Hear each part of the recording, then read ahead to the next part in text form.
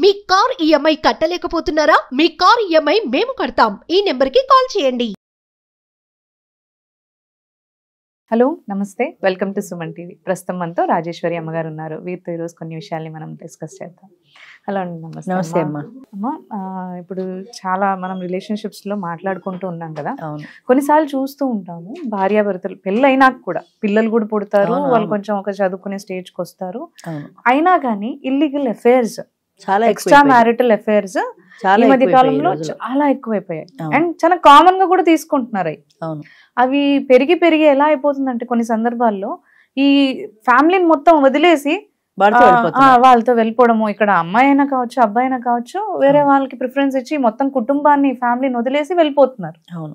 అయితే ఈ సిచ్యువేషన్ అనేది మనం పూర్వకాలంలో చూస్తే ఎక్కువ అంతగా ఉండేది కాదు అసలు లేదు. అవును.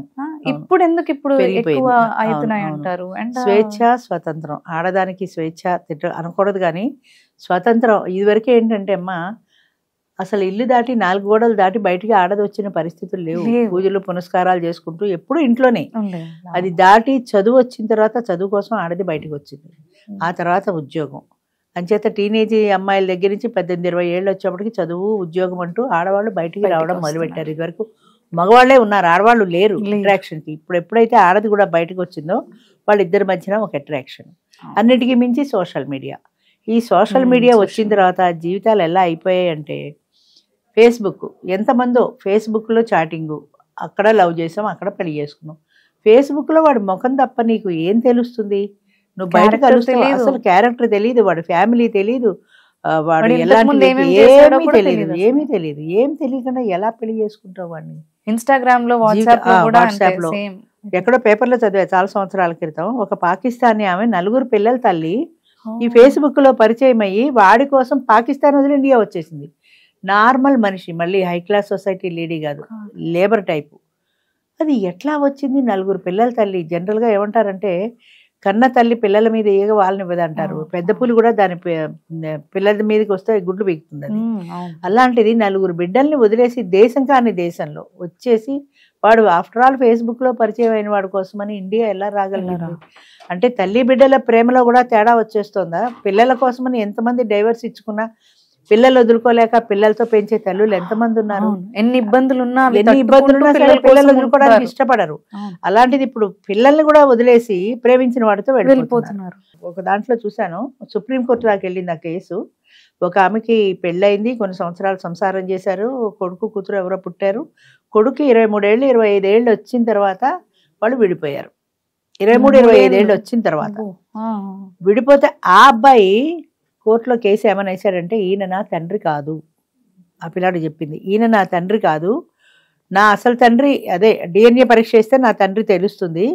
నా తండ్రి నాకు చాలా అనారోగ్యాలు, ఎన్నో ఆపరేషన్లు, మందుల ఖర్చు చాలా ఉంది కాబట్టి నా ఫాదర్ ఎవరో తెలుసుకొని, నా బయలాజికల్ ఫాదర్ ఎవరో తెలుసుకుంటే నేను ఆయన నుంచి మెయింటెనెన్స్ తీసుకుని నేను వైద్యం చేయించుకుంటాను అని చెప్పాడు 25 ఏళ్ళు వచ్చిన కొడుకు. ఇప్పుడు ఈయన పరువు పోయిందా? ఇన్నాళ్ళు ఈవిడ భారీగా విడిపోయారు, వేరే ఉన్నారు అనుకుంటున్నారు ప్రపంచం ఇంతవరకు. ఇప్పుడు ఈ పిల్లాడు ఆయన తండ్రి కాదు అని అన్న తర్వాత బంధువుల్లో స్నేహితుల్లో 70 ఏళ్ళు వచ్చుంటాయి ఇప్పుడు ఆయనకి. ఎంత పరువు పోయింది ఆయనకి?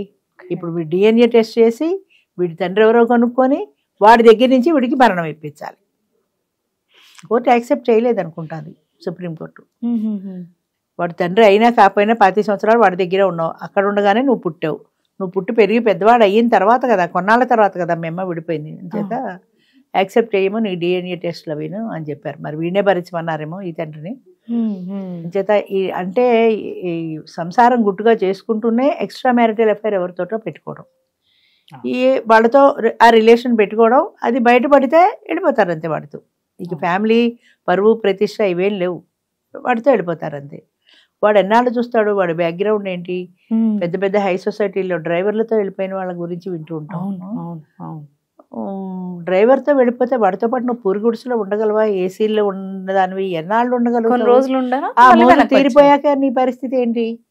వాడు ఇవాళ నేను అట్టు పెట్టుకుంటాడు, ఓకే, రేపు పొద్దున వాడి పేరెంట్స్ ఒప్పుకోపోవచ్చు, పెళ్ళై పిల్లల కన్నా తల్లి మనకెందుకురా అంటే కొన్నాళ్ళకు వాడు నిన్ను వదిలేయచ్చు. అప్పుడు నేను వెనక్కి రానివ్వరు, నువ్వు ముందుకెళ్ళలేవు, నీ జీవితం ఏమవుతుంది? కంట్రోల్ అనేది లేకపోతే చాలా కష్టం అమ్మా. ఎక్స్ట్రా మ్యారిటల్ రిలేషన్స్ వల్లనే సమాజం సగం పాడైపోతుంది. అంటే ఎంతసేపటికి నీకు ఒక భర్త ఒక పిల్లలు ఉన్నా కూడా ఆ ఎక్స్ట్రా మ్యారిటల్ రిలేషన్ కోసం అని ఎందుకు ఎగబడుతున్నారు జనం? అంటే కంట్రోల్ లేకపోవడం అంతే. సెక్స్ పట్ల ఉండే ఇంట్రెస్ట్ లైఫ్ మీద లేదు, కన్నా బిడ్డల మీద లేదు. ఆ సెక్స్ కోసం వాడితో వెళ్ళిపోతున్నారు. అంతకంటే రిలేషన్ ఏముంది? ఎక్స్ట్రా మ్యారిటల్ అఫైర్ అంటే అంతకంటే ఏముంది? అంతే కదా, దానికోసమే కదా వెళ్ళిపోవడం. ఎంతమంది పెళ్లి కాని వాళ్ళు ఒక రకం, పెళ్ళై పిల్లలు ఉన్న వాళ్ళు ఒక రకం, కన్నా పిల్లల్ని కూడా వదిలేసి వెళ్ళిపోతున్నారంటే నిజంగా అసలు తలుచుకుంటేనే బాధ అనిపిస్తుంది. ఇట్లా అదే రకంగా తీసుకోవచ్చు అంటారు. ఎందుకంటే కొంతమంది ఏంటంటారంటే మా భర్త నన్ను అర్థం చేసుకోవట్లేదనో, లేదంటే నన్ను సరిగ్గా పట్టించుకోవట్లేదనో, వేరే వాళ్ళు సరిగ్గా అది వాళ్ళు కన్సర్న్ కేరో చూపిస్తారు వల్ల అయి ఉండొచ్చు కూడా కదా. ఇప్పుడు నా ఇంట్లో నాకు సరైన గౌరవం లేదు, నా భర్త నన్ను పట్టించుకోలేదు, పక్కింటాడు బాగా పట్టించుకుంటాడు. ఎందుకంటే అదేదో సినిమాలో చూపించినట్టు ఎదురింటి వాడి భార్య మీద ఉండేటువంటి ప్రేమ నీకు సొంత పెళ్ళ మీద ఉండదు. వాడు కూడా వాడి పెళ్ళ మీద చూపించడు, అమ్మ ఎంత కష్టపడుతుందో అంటాడు. వీడి పెళ్ళ ఎంత కష్టపడినా సరే ఎదురింటి వాళ్ళ మీద నీకు సింపతి ఉంటుంది. ఆ సింపతి శాశ్వతమా? వాడి పెళ్ళాన్ని వదిలేసి నీతో వచ్చేస్తాడా? ఒకవేళ వచ్చేసినా ఎన్నాళ్ళు ఉంటుంది ఆ మోజు? తర్వాత ఇలా ఎన్నో జీవితాలు నాశనం అవుతున్నాయి. నీ భర్త నిన్ను పట్టించుకున్నా పట్టించుకోకపోయినా నా జీవితం ఇంతే అనుకుని కుటుంబంలో ఉండకుండా వాడు నన్ను పట్టించుకున్నాడు అని ఇంకొకటితో వెళ్ళిపోతే వాడు ఎన్నాళ్ళు పట్టించుకుంటాడు? అది శాశ్వతం కాదు. ఒకవేళ పట్టించుకున్నా రేపొద్దున వాడితో గొడవలు రావా? వాడితో గొడవలు రాకపోతే మళ్ళీ మంచు పడుగు దగ్గరికి వచ్చేస్తావా? ఇలాగా చీరలు మార్చినట్టు మొగుళ్ళని మార్చడం చాలా ఈజీ అయిపోయింది. అంటే క్యారెక్టర్ అనేది ఆయన అసలు తుంగలో తొక్కేశారు. క్యారెక్టర్ అనేది ఎప్పుడో తొంగలో తొక్కేశారు. అంటే శుభ్రంగా వాడు బాగుంటే వాడితో వెళ్ళిపోవడమే, వీడు బాగుంటే వీడితో వెళ్ళిపోవడమే, ఇంటికి వచ్చి స్నానం చేస్తే పోయే అన్నట్టుగా తయారైంది తప్ప క్యారెక్టర్ అనేది ఒక నియమ నిబంధనలు ఉన్నాయి. పూర్వము పాపము పుణ్యము అని ఒక నమ్మకం ఉండేది. పాప భీతి అనేది ఉండేది. అమ్మో ఇలా తప్పు చేస్తే రౌరవాద నరకాలు వస్తాయి, అక్కడ మనకి ఇలాంటి శిక్షలు వేస్తారని ఆ భయంతో అయినా కంట్రోల్లో ఉండేవాళ్ళు. ఇప్పుడు పాప భీతి లేదు, చంపడానికి లేదు, చావడానికి లేదు. అవతల వాడిని చంపడానికి లేదు. మనం ఎప్పుడు పేపర్లో చూసాను చూడు, వాడవాడో చంపేసి దాన్ని ముక్కల కింద కోసేసి కుక్కర్లో ఉడికించేసి దాన్ని ఆ ఎముకల్ని పొడి చేసి ఎన్ని చేశాడో అసలు వాడికి అసలు భయం ఎలా వేయలేదు. అన్ని రోజులు ఇన్ని పనులు చేసే వరకు ఓసారి కోపంలో చంపేశాడు అనుకోపోయినా తర్వాత అయినా భయపడాలి కదా. భయం లేదు, నిర్భయం. మొగుడు చంపినా అంతే, పెళ్ళాన్ని చంపిన కేసులు కూడా అలా బోల్డ్ ఉన్నాయి. అంచేత మనిషిలో భయము భక్తి లేవు, పాపము పుణ్యము లేవు. ఎంతసేపు నా మనసుకి ఏది తోస్తే అది చేసేయటమే కానీ దీని ప్రభావం ఎలా ఉంటుంది అన్నది లేదు. ఇప్పుడు వాడు దొరికాడు, వాడు పోలీసులు 4 పట్టుకొని ఉతికితే నిజం చెప్పాడు.